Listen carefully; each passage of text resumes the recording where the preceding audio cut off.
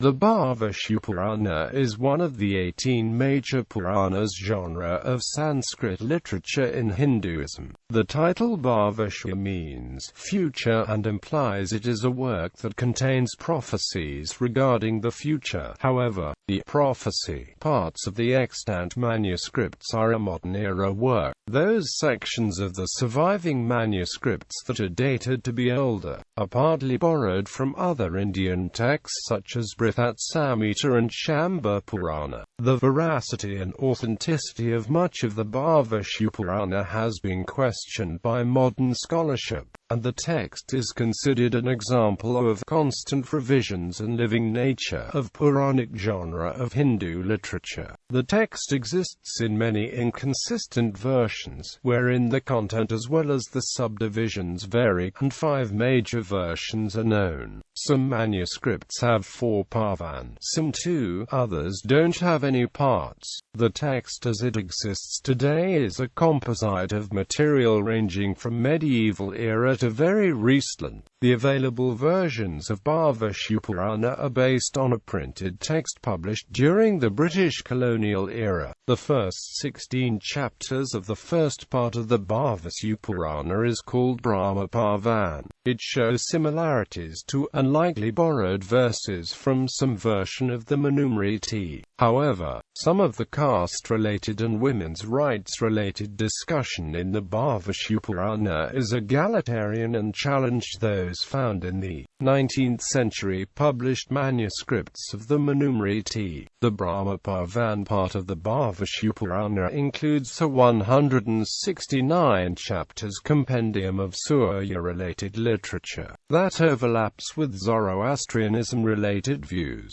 This sun-related sections are a notable and important part of the Bhavishya Purana, and it may be related to the migration or interaction between people of Persia and Central Asia with those in Indian subcontinent. The second part of the text, called Madhyama Parvan, is a Tantra-related work. The prophecy-related third part, Pratisarga Parvan, includes sections on Christianity, Islam, Bhakti movement, Sikhism, British rule, and considered by scholars as a 19th century creation. The fourth part of the text, called Uttara Parvan, is also known as Bhavishya Purana. This last part describes festivals related to various Hindu gods and goddesses and that tie this, as well as mythology and a discussion of Dharma, particularly Vrata and Dana. The text also has many Mahatmya chapters on geography, travel guide and pilgrimage to holy sites such as Uttara and Marur, and is one of the Tirtha-focused Puranas.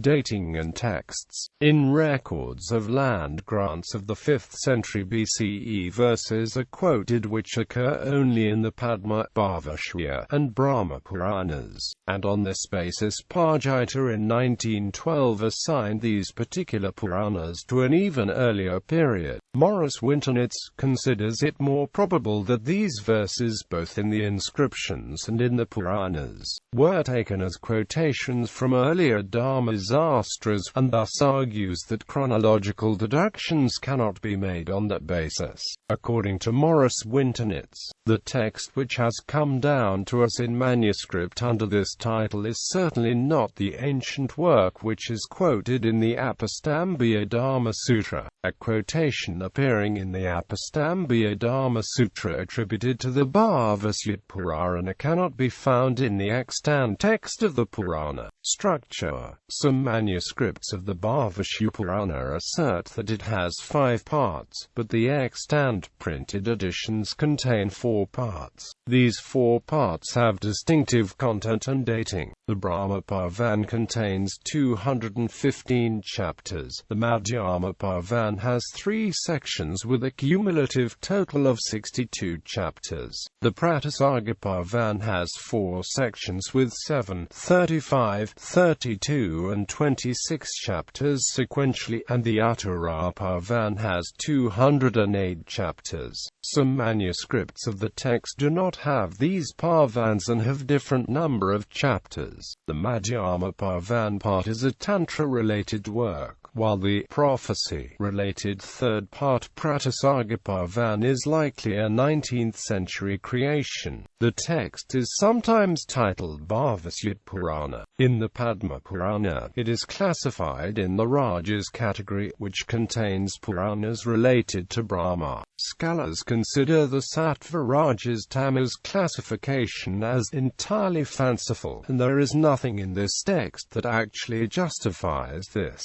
classification. Contents: despite being labeled a Purana or Tales of Ancient Times, the work relates only a few legends. It is one of several Puranas in which a list of royal dynasties of the past are followed by lists of kings predicted to rule in the future. Brahma-Parvan. This part of the text has 215 chapters.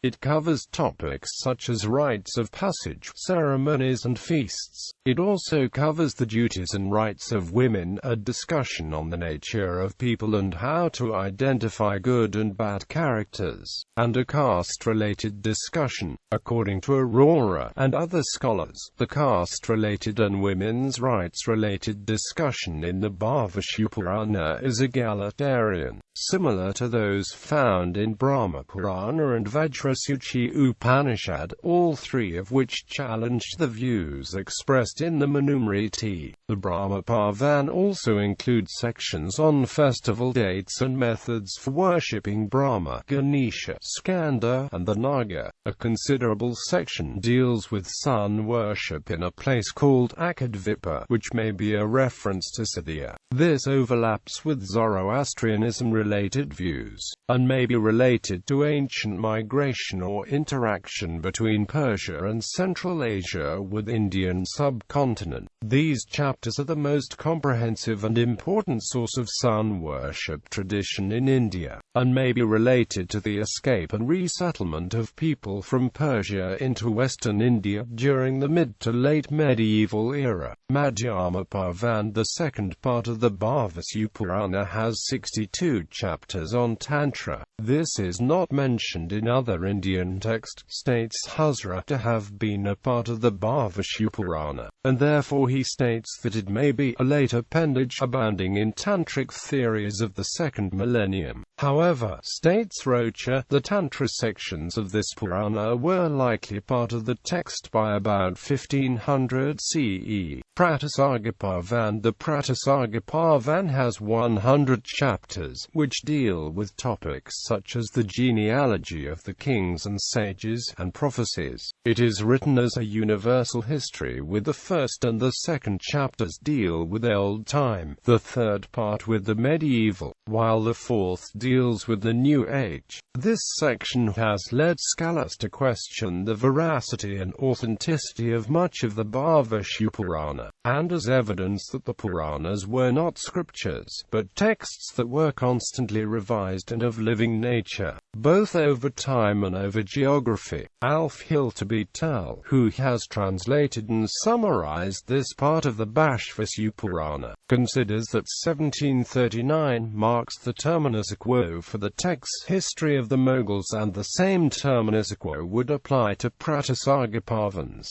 first Kanda Genesis Exodus sequence, and the diptych in the section concerning Aishaputra and Muhammad in its third chapter. Mention of Queen Victoria's Calcutta places the terminus ad quem at mid to late 19th century. Hilterbetel states that this part of the Bhavishya Purana was mostly likely composed in the 19th century. Uttara Parvan. The Uttara Parvan is large with 208 chapters. Though nominally attached to the Bhavishya Purana, is usually considered to be an independent work, also known as the Bhavishya Purana, and as such is included among the upper Puranas.